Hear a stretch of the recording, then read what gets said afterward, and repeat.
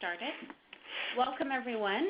As I mentioned before, my name is Sarah Webster, and I am the Knowledge Broker with Niagara Connects. We also have the rest of the members of our team on today, Mary Wiley and Sarah Johnston. Today, thank you for joining us this afternoon. We have a great webinar ahead on person-centered thinking and service delivery in Niagara. We'll hear from Chris Achille from Mainstream Services about person-centered thinking and service delivery, what it looks like. And then Patricia Rieger from Community Support Services Niagara and Melissa Van Tool from Women's Place South Niagara will give some examples about what this actually looks like or what it could look like in practice. During the presentations, all the participant lines are muted, and this just helps us cut down on some of the background noises that tend to happen, fire drills, that kind of thing.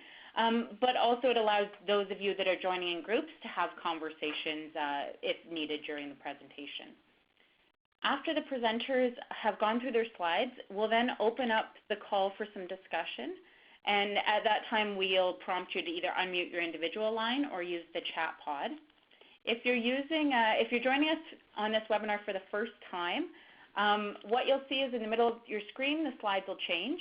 And down the left-hand side is this chat pod. And you can use that at any time during the presentations. If you have any questions for us, we'll either flag them for presenters, or if you need any clarification about an acronym or that kind of thing, we'll certainly get those answered immediately. Other than that, we are recording our webinar, as we do all of our webinars. And the recording will be posted online within about a week. We'll share that link with you. We'll send you a communication, as I say, in about a week. And that'll include a link to the webinar recording as well as any follow-up material, resources we talk about, that kind of thing. So other than that, I am going to turn it over to Chris and let her take us away. Okay, well, thank you, Sarah, and hello to everyone. I'd like to thank Niagara Connects, Mary Wiley and Sarah Webster especially, for inviting me to speak today on a topic that I believe in and am passionate about. I'd also like to thank all of you listeners and my co-presenters for joining in our Person-Centered Thinking webinar. I am here today to share my knowledge about person-centered thinking, its philosophies, and that if people are going to get the lives they want, then we need to be person-centered. My name is Chris Achille, and I am the Communications and Community Development Coordinator for Mainstream. I also wear another hat, which is a person-centered thinking trainer. I have been a trainer for 3 years, and through this time, I'm consistently inspired and excited by the profound impact person-centered thinking is having in education, healthcare, developmental services, and long-term care. In fact, I just returned from the second annual 2-day Person-Centered Thinking Conference in Toronto that was sold out weeks before with close to 200 people in attendance. There was representation from across Canada, the United States, the UK, and Australia who work in healthcare, education, social services, and the private sector. As you will hear in my presentation, person-centered thinking is for everyone in all areas of life and is used from birth to end of life. Next slide, please. Person-centered thinking is about empowering people and organizations to create positive change for people. The driving ambition for 21st century support policy and practice is to develop a person-centered approach. What's crucially needed to make this happen are actions and resources which move us from the rhetoric of personalization to its realization for all. If people are going to get the lives that they want, if people are at risk of losing control or have lost control of their lives, then we need something that says, here's what's important to me, here's how I want to be supported, and here's how I want to live. That is what a person-centered plan does. It provides a description of how someone wants to live, what's important to them, and it provides actions so that people get the lives that they want. Person-centered thinking and planning is a set of values, skills, and tools to connect fundamental beliefs about what people want with practical ways of making things happen for people. Next slide, please. If we are going to help people get the life that they want, and the person has their own self-defining quality of life, then we need to know what's important to the person and what's important for the person. This information is captured in the Important To, Important For Person-Centered Thinking tool. This is the fundamental tool in using person-centered practices. When we say what's important to a person, we mean something that helps them with happiness, comfort, contentment, fulfillment, or satisfaction. When we say what's important for a person, we're saying it's an issue about health and safety, or it's about being a valued member in your community. The latter part of this, being a valued member in your community, means how are you regarded in your community, or how do others look at you? For example, if I was picking someone up to go to a job interview and I arrived only to find the person with a crisp white shirt on with a huge tomato sauce stain on it, I would stop and say, why don't we see if we can find another clean shirt? Because we want you to be a valued member of your community. When we think about and start talking about what's important to and what's important for someone, we realize that they are directly related. No one will do anything that's important for them willingly unless there's a piece of what's important to them. For example, I happen to love potato chips, but I also know that eating too many chips too often isn't good for my health. I still eat potato chips, however, I limit myself to less frequent splurges. Another story I'd like to share with you captures important to and for people. It's a story about Sheila. Sheila lives in a residential home setting, and recently staff had become concerned over the amount of weight Sheila had been gaining. They decided to take her to the doctors and learned that Sheila had gained over 70 pounds and was beginning to show signs of congestive heart failure.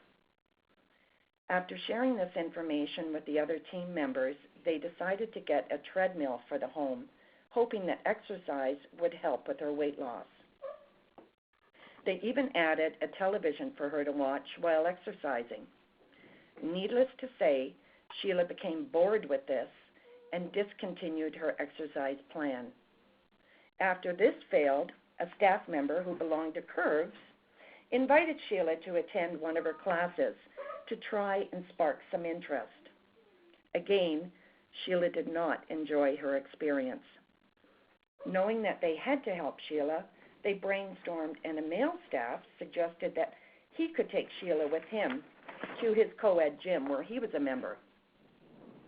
From the moment Sheila entered, she saw the men through a glass window lifting weights, and she was transfixed on them. Knowing that Sheila couldn't spend her entire time staring at them, the male staff decided to tell Sheila that everyone who attends the gym needs to exercise. Sheila thought that was a bit odd, however, she went along with it. A treadmill was set up in front of a mirror where she could watch the men lift weights and get the exercise she needed at the same time. Sheila, needless to say, continued going to the gym on a regular basis, lost the weight that she needed to, and seemed much happier overall. This story illustrates how a staff member coincidentally found out what was important to Sheila in order to provide the balance between important to and for Sheila. Next slide, please. Pardon me, I'm just going to have a sip of water.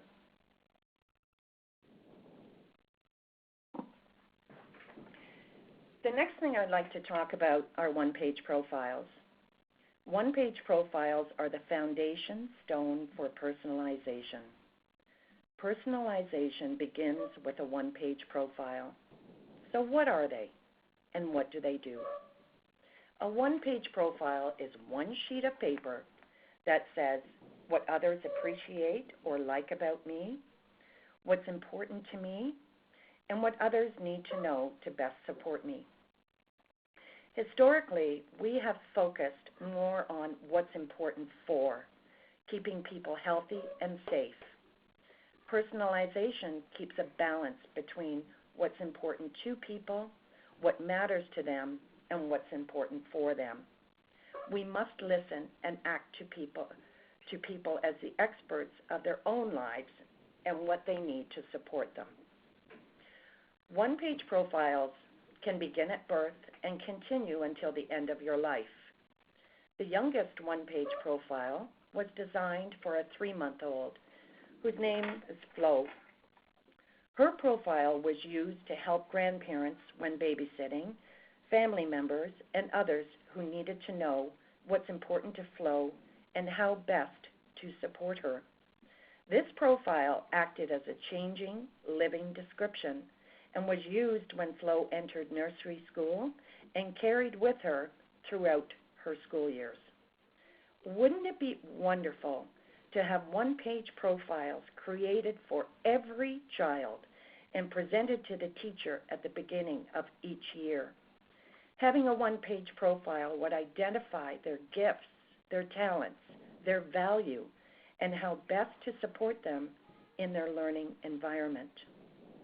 Schools, workplaces, social, and health services in the UK see the value in one-page profiles and are using it throughout. Here in Ontario, there are a few schools using one-page profiles with great success. Let's look at one-page profiles in the workplace. At Mainstream, every employee has a one-page profile, and they are posted throughout the building. After completing this exercise, we've had a greater understanding of what matters to our coworkers in the workplace, how best to support them so that they can do their best work, and lastly, everyone's favorite part, what people like and admire about them. We have learned a lot about each other, our interests, our strengths, and how we can best support each other as a team. How about one-page profiles in the hospital? Imagine if you had a one-page profile at admission where you were asked, how can hospital staff best support you with your hospital stay, and what things are important to you throughout your stay? Or how about having your care team profiles available to you? That brings me to a story I'd like to share with you about my mom. About 3 years ago, when I was training to become a person-centered thinker, my mom became very ill and was admitted to St. Joseph's Hospital in Hamilton. After spending some time in the ICU, she was moved to the PCU and finally to a regular floor. She was unable to speak and barely had the strength to let people know what she wanted. We, as a loving family, of course, didn't like that she was now just a patient with a room and bed number. There was so much more to this beautiful woman, such a rich and fulfilling life that we needed others to know about. We needed others to know what was important to her and important for her. A warm washcloth on her face and neck, a gentle hold of her hand, someone reading to her, and of course her favorite television shows. We developed a one-page profile on a piece of Bristol board, which hung on the wall in front of her that captured who she was. The next day, nurses, doctors, and other family members were visiting her room to read her one-page profile. One nurse commented that she too liked the Big Bang Theory, and she would put it on for her every night. Mom's profile was such a hit that other members of patients' families began creating one-page profiles as well. I remember near the end of Mom's stay, members from the hospital administration team came to see her profile and the value that it brought to my mom and her team throughout her stay. This story is just one example of how OnePage Profiles can be used and shared among caregivers, family members, potential employers, workplaces, healthcare teams, school systems, etc., etc. Next slide, please. I'd like to share with you my OnePage profile that is displayed on my office door. So here we go. Okay. So in the middle here is me, my son Gord, and our 30-pound cat, Muff, who I happen to love very dearly. So here we go. What is important to me? So I've combined a little bit of my personal, but more about my work, my professional profile. So my morning yoga routine is very important to me. Connecting people with opportunities. Through my job, I'm fortunate enough to have this opportunity to help connect people with the communities and opportunities that are out there. I enjoy working with positive, creative, and passionate people. I am a glass half full person. I appreciate cooperation and honesty, and I love to laugh and hear success stories. I enjoy taking on new challenges and projects. It keeps me energized and excited. I appreciate support and encouragement from my team. And I do enjoy and work best with having deadlines. What people need to know to support me at work, I prefer emails rather than the phone, except on certain occasions. I need clear expectations and timelines. I need time to process ideas. And please keep information sharing short and concise if possible. Visuals are always helpful to me. And if giving me negative feedback, give me specifics so I can learn. And then we emailed each other in this exercise, put it out to other staff members about what we like, what you would like and admire about me, and these are some of the things that came back. So I'm passionate about my work, friendly and outgoing, I'm helpful, I have a good sense of humor, I'm trustworthy, and I'm good at relationship building. So that's my OnePage profile. Next slide, please. So over the last several minutes, we've talked about just a couple of tools and ideas that will help move towards putting people first. Person-centered thinking is a shift in services where we are empowering people, not organizations. We need to explore the importance of self and the need to help people develop a stronger sense of self through person-centered thinking. I'd like to thank all of you for joining the webinar today, and if you are interested in learning additional person-centered thinking tools and skills needed to help people increase the choice and control in their lives, please consider registering for my 2-day person-centered thinking workshop. If you support someone in your role as a manager, direct support professional, parent, professional, or caregiver, then this course is for you. I have included a few websites as resources for person-centered thinking. However, you will find many if you Google person-centered thinking and practices. Thank you. I'll now turn it over to Patricia. Thank you very much. That was excellent information, Chris. Thank you. I'm not sure, Sarah, do I click the next slide or do you? Yes. There we go. Thank you. There we go. Perfect. So excellent information. Just to add to that with the focus specifically on older adults or seniors, basically in any age group, people want to feel respected, and it just comes down to the rule of thumb of treat others the way you want to be treated. And for us to not slip into ageism, so even when a person has any cognitive impairments or decline in their vision, hearing, or mobility, they are still a person. So this means always asking the client the assessment questions. not only their caregiver or adult children that might be present. So the family might be indicating different answers and certainly write down that information. However, we must continue to find out what that older adult is thinking. And be aware of any power imbalances that might be in those relationships or with other professionals as well.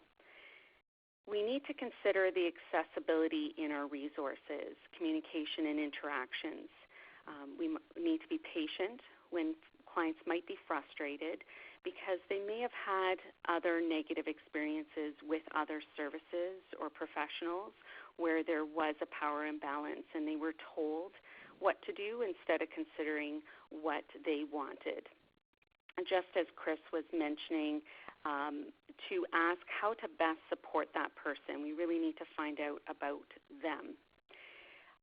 So speaking clearly, not louder, considering the font size, and if there are any other learning needs to be added. So visuals with the pamphlets are always very helpful, but to read the information and not assume that all the information has been received or the person has understood everything so that they can follow recommendations. And many of you participating today may have heard of the Teach Back method, where 80% of seniors are health illiterate. So we really need to make sure that people are clear on the information they're receiving because their situations are complex and each situation is unique. So it can be overwhelming. We really need to work with the person and consider how they can best receive and work with the information. Could I have the next slide, please? So this includes positive messaging. What we found through experience and evidence-informed best practices is scare tactics do not work. So using fear so people will listen to what our best advice is, it doesn't tend to work. If we want to have people follow our recommendations, we have to always remember it is their choice. They do have a right to risk. But when we give the information, as for example, to tell people what are their options to stay healthy, safe, and strong or independent at home, that might be more of their motivator, and then that would translate into some potential behavior changes. So staying positive and understanding that client's readiness. We need to know, are they open to the information, and that can then help us gauge how much information to provide. It goes along the lines of, instead of if only they knew all of this advice, they would change. We need to shift to understanding and thinking more if we knew more about them. We need to care about the why clients want something a certain way. Why do they prefer to have scatter mats at the bottom of their stairs or in the walkways? And it might be because people walk into the home with their shoes on. If we stop to ask why and really find out what's happening with that person, we can certainly help and work together a lot better, and that is where the collaborative communication comes in, where we are interacting and working together, because clients need to be part of the plan, and they must have buy-in. And we need to give opportunities for clients to have a voice. As, for example, asking them, does the picture in the brochure speak to them? Do they identify with the picture? Or when we're conducting satisfaction surveys or quality improvement, we need to be prepared to do something with the answers. And that's also giving respect. So we need, just a lady last week that I was speaking to told me that she wants to be spoken to with respect and kindness. Just because she's old does not mean she can't think for herself. And that was a really powerful statement, and we had a wonderful conversation. But sometimes we can slip into ageism, and we need to make sure that we're working with people, not just telling them what we think is best. So thank you. That's just a snapshot. Thank you. Melissa, can I turn it over to you? Yes, of course. Thank you, Patricia. Good afternoon, everyone. 2 years ago, Women's Place made the commitment to redefine and reshape how we serviced women and children who were fleeing domestic violence. We wanted to look at the culture of the shelter, and we wanted to really explore the concept of whose house was it anyways. I'm not sure if you're familiar, but shelter settings can be often very punitive and very heavy-handed with rules, as it is a communal living environment with a multitude of different people from different backgrounds. So we wanted to move forward and really explore on how we could service clients holistically. We wanted to look at questions and such that were women who were experiencing domestic violence entering an environment that honored their life choices and their life experiences? And were we incorporating these unique experiences when we were developing their case plan? We also wanted to look at the physical environment that women came into, and we wanted to know if it was mirroring the abusive environment that they were fleeing, or was it an environment that was supportive and respectful? With these questions, we also had to look at the role that the staff played. We also wanted to explore compassion fatigue. We work in a line of business that we hear a lot of sad and traumatic stories, and we wanted to know how that was affecting our staff. So we looked at the role that staff played in the sense of advocacy and enforcing the rules. We wanted to know if those two roles could intersect, and can you wear both hats and still build a rapport and still have that trust established between client and staff. We also found that several of our staff were becoming burnt out because they felt that their role here at Women's Place was that of negative and was very punitive, and they weren't doing the work that they set out that they wanted to do. So with all of those questions, we sat down at a table collectively with our frontline staff and our managers, and we thought, how do we redefine our services that is client-centered? Next slide, please. We set out on a task where we reviewed 25 informal and formal rules that currently existed within the shelter. We looked at the origin of the rule, where it came from.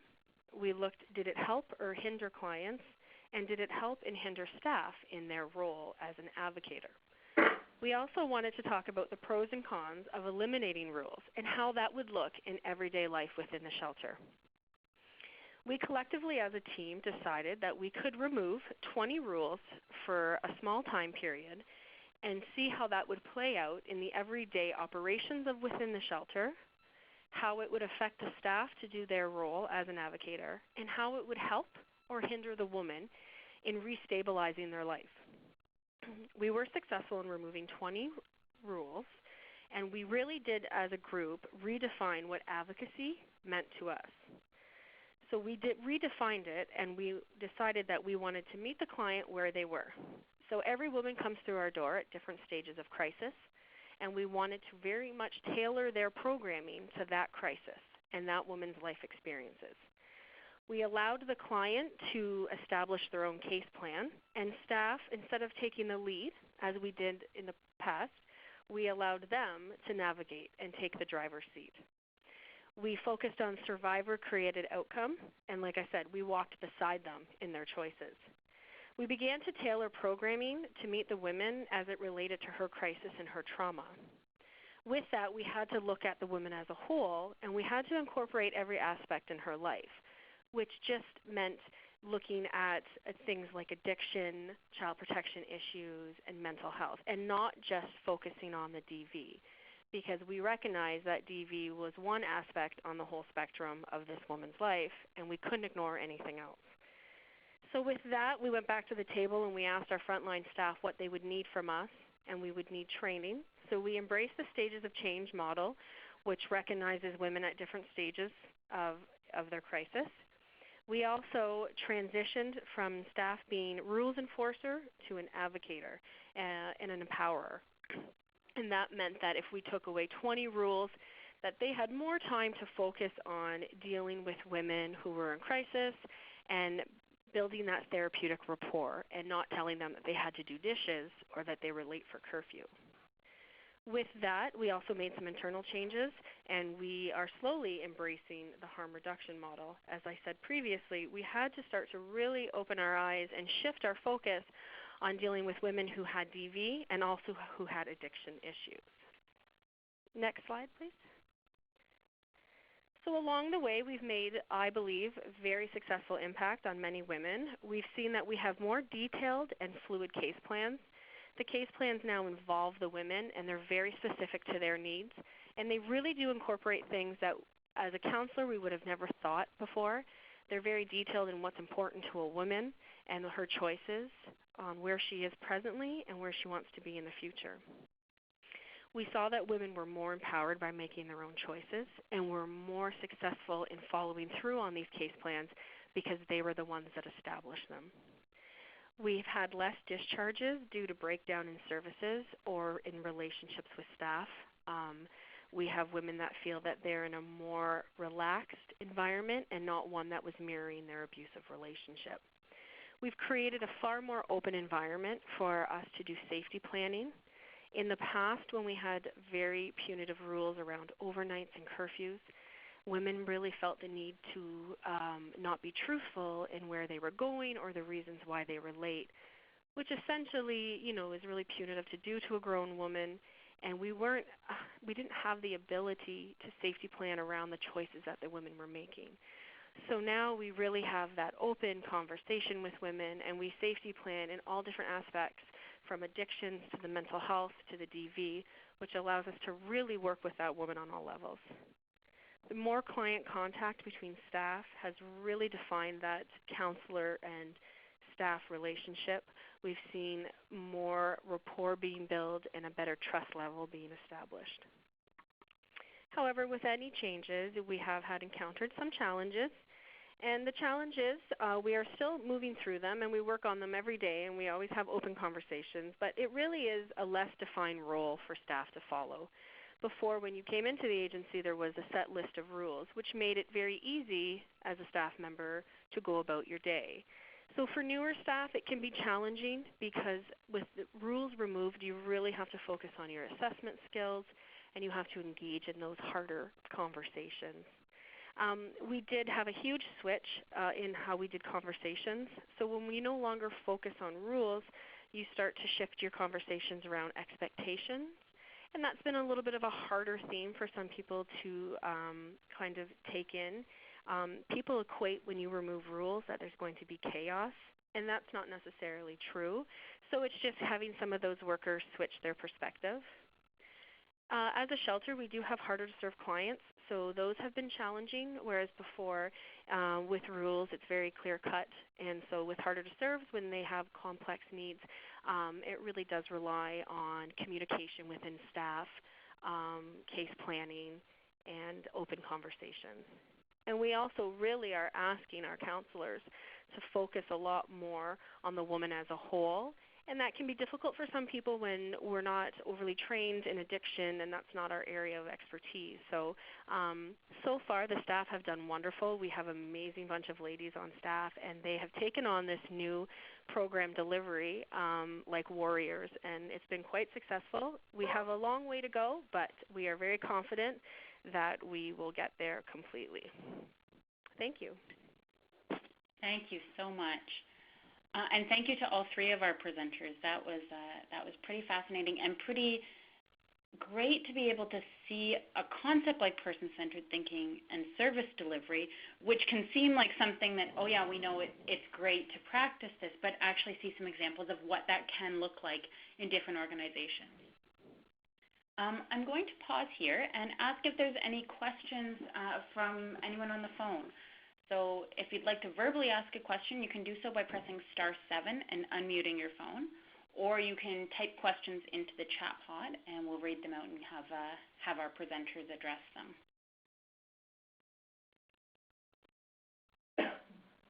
While you're thinking, we'd also love to hear if you have any examples from your own workplaces. If you've seen this in practice, or if you're starting to get to this place within your own organization, we'd love to hear some more examples as well.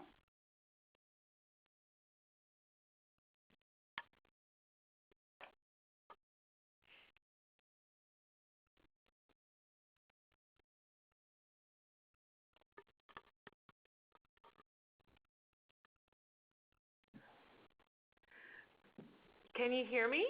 I can, yes. Okay. My name's Erica Davidson, and I'm with the YMCA Employment Services. Perfect. Welcome, Erica. Thank you. So I just wanted to say, first of all, that I'm really grateful to have had this information and all of the examples presented, and even the tools and some suggestions are very invaluable. So I really appreciate that. Erica, I don't know if you're moving around at your phone right now, but we're getting a lot of feedback. Okay, I think I might have been a little bit. Is that better? That's better, thanks. Okay, no problem. So I just wanted to kind of add to it, I guess, from an employment perspective. Being funded through Employment Ontario, I know Employment Ontario, one of the things that's really important to them is that we focus on a client-centered service as well. And again, that whole person-centered idea. So I just wanted to add that when people come through our site, every single individual walks away with their own service plan. And I think what's also really helpful within our site here is having so many service providers under one roof, so that there's so many more options for the client without having to travel all over. So having, we have the Learning Center here for any literacy issues, as well as real work for who help people with mental health. We even have Contact North here, who helps people get set up with schooling. And then just so many services under the Employment Ontario roof. So I really just wanted to provide another example of how that can happen in Niagara, and I'm really glad to see so many other services doing this as well. Hopefully we'll see a lot more of it. Perfect. Thank you for that, Erica. And great point, too, about the service providers being under one roof, because I know we've seen success on the health side with family health teams doing that same type of model. And it certainly does help the client or the patient not having to travel to multiple places to get services that they need. We have a question here from Monica for Chris. What should one think about when formulating questions from a person-centered thinking perspective? Well, there are, thank you, Monica. There are a number of tools, and again, there are probably 27 different tools that we use in person-centered thinking to have those meaningful conversations with people and to be able to get the information that we need and to dig deep in order to do plans. So when you talk about what questions should we be looking for or looking at, again, it's very person-centered and it's very individual. I can't really be that specific as to what questions you should ask. But there are tools out there that can help you begin to have those conversations. Does that help, Monica?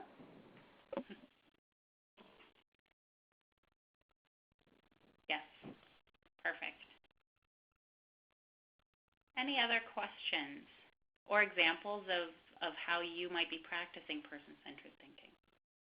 Hello? Yep. Hi, I'm Kelly from Niagara Center for Independent Living. So I work in conjunction with other agencies, for example, Mainstream Community Living, Bethesda, and when they come to me for, when I get consumers coming to me for outside activities, and I do the person-centered planning, I have a lot of consumers say to me, but we've already done it, which they have with their main agency. How do I tell or help consumers say, but this helps you on my end? Well, sorry for jumping in there, but I think what needs to happen, it sounds like it's a communication problem between Nickel and the agencies, correct? Yes. Okay. So there needs to be more information sharing as to, and of course with confidentiality signed and so on, there needs to be just more communication and sharing plans. Now what happens if the agency says no? Pardon me? What happens if the other agencies say no? I refuse to hand over their person-centered planning. Well, okay, then would they be able to share a one-page profile with you? Nope. Was done with the person. And I get that, and I agree, and I've tried this tactic, but this is a problem that we've encountered quite frequently. Okay, well, perhaps we can discuss that after the webinar. Okay. Because something's wrong. So okay, I'll figure it out. Thanks. Okay. Perfect. Thank you. And certainly that is a loaded question in that it's not the first time. I know that there is lots of communication issues across organizations, and we need to keep working towards that. How do we share information in a way that's meaningful for the client, but also, as Chris said, respects confidentiality, privacy, all of that. So that's great if you guys take that conversation, and please let us know if there's any real big light bulbs that go off in terms of your approach there. We have a question from Winnie, who's from Positive Living Niagara, who says, we've been using the person-centered model for about 3 years now, and it's been great. We've seen most of our clients get empowered, with most of them going back to work or school. It's very important to ask the community what they need and how you can help them get to where they want to be. That's a great comment. Thank you, Winnie, for that. And it's nice to see these examples from across different sectors, too, and working with different populations.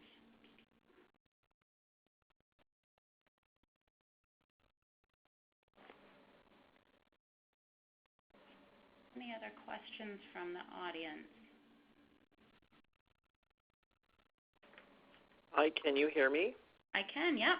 Hi, Mary Wiley here. I just wanted to point out that the 2-day person-centered training session that I believe Chris was referring to, Chris, you can comment on this, that's being held at the end of May and sponsored or hosted by United Way St. Catharines and District. I believe they have a limited number of spots, and they may be able to open some of those up for folks who are interested. So perhaps, Chris, would you like to comment on that? Certainly. So, yes, you're right, Mary. I will be doing it. I will be co-facilitating that workshop on Tuesday, May 26th and Wednesday, May 27th at the United Way office. At the moment, most of the spots, there are 20 spots available, and the United Way is putting it out firstly to the programs and agencies that they help fund or support. Should there be vacancies after that, they will open up those spots to all of you if you're not United Way funded, and then you would be able to register and have the opportunity to spend the 2 days with us. The registration is through the United Way, and if that if the poster is showing clearly, you can contact Jamie Miller at the United Way St. Catharines office and see if you can get on the list. Perfect. Thanks, Chris. And we'll get, I think Liz is just grabbing the link there to the posting on the Nagra Knowledge Exchange, so we'll get that up if anyone wants any further information about that. Chris, one thing that struck me as you were giving your examples, and you gave the example of the granddaughter and using this type of approach within the education system. And was recently a story going around social media about a teacher who was fairly new to teaching and realized that she didn't really know her students very well, and she had them each anonymously write on cue cards, I wish my teacher knew this about me. And so she was sharing some of those on social media, and it was quite powerful. She spoke about it being quite powerful for her to get glimpses into their personal life and everything that they were bringing to their day in the classroom, that their interests, their dislikes, what was going on in their life was broader than just what was happening in the classroom, and just how powerful that was for her in how she approached her teaching.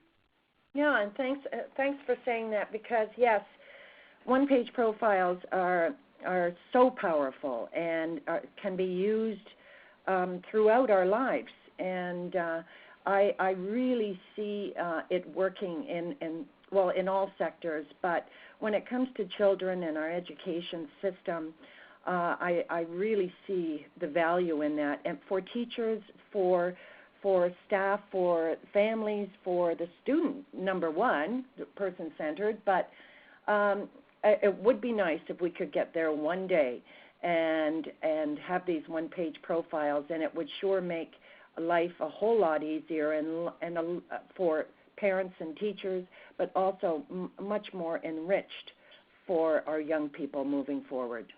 Mm-hmm. Any other questions from those on the call today?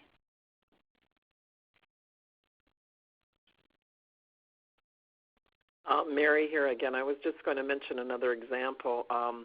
My father-in-law had heart surgery just before Christmas, and that was in Hamilton. When he came to the hospital in St. Catharines for the last few days of his hospital stay, I was very pleased to see there was a whiteboard in his room, and things had been written down about himself, the name of his family members, how many grandchildren he had, the names of his wife and his sons and daughters-in-law, that sort of thing, and who his caregivers were.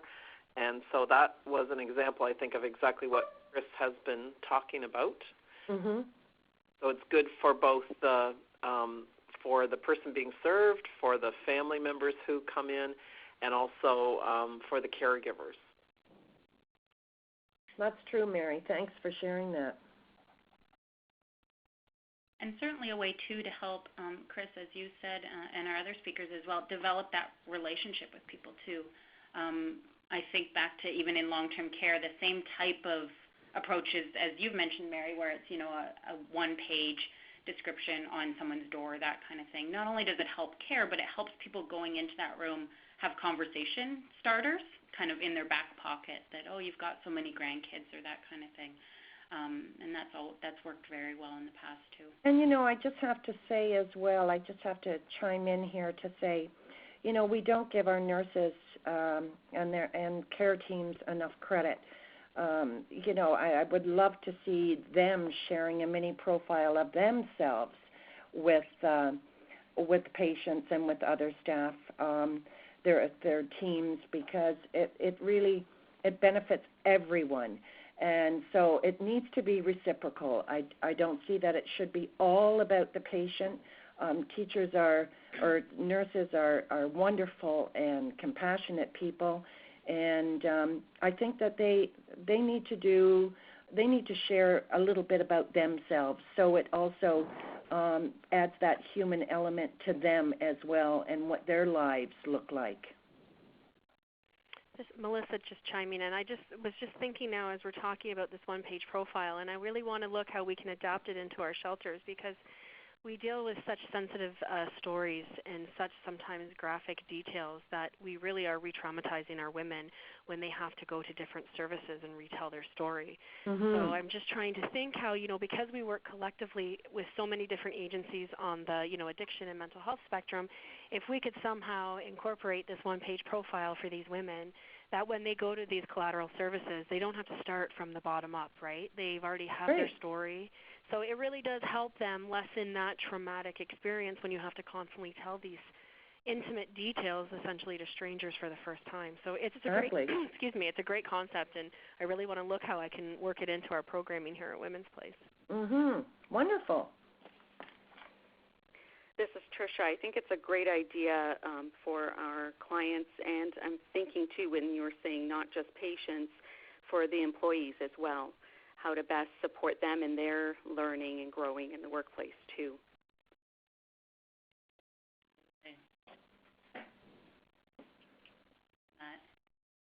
Any other questions? I see that Liz has started to pull up our evaluation polls.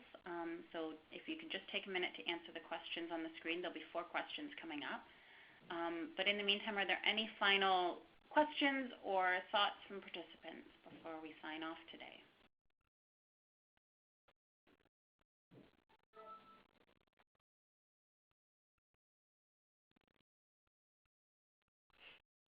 Mary here again. I was just going to mention that this whole topic of individual-centered or person-centered thinking and planning is a predominant theme in the conversations. We're just at the very beginning stages of building the implementation of the Niagara Mental Health and Addictions Charter, and definitely this topic is coming up across all of the focus areas that are being looked at in these initial stages. That's great news, Mary.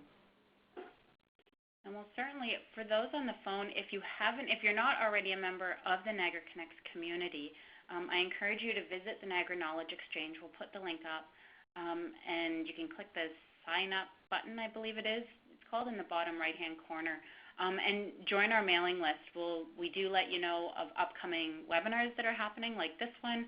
Keep you posted on relevant information, like the mental health charter that Mary was just speaking about, as well as through our bi-monthly e-newsletter, link you to new events, resources, projects, and blogs that have been posted on the Nagra Knowledge Exchange.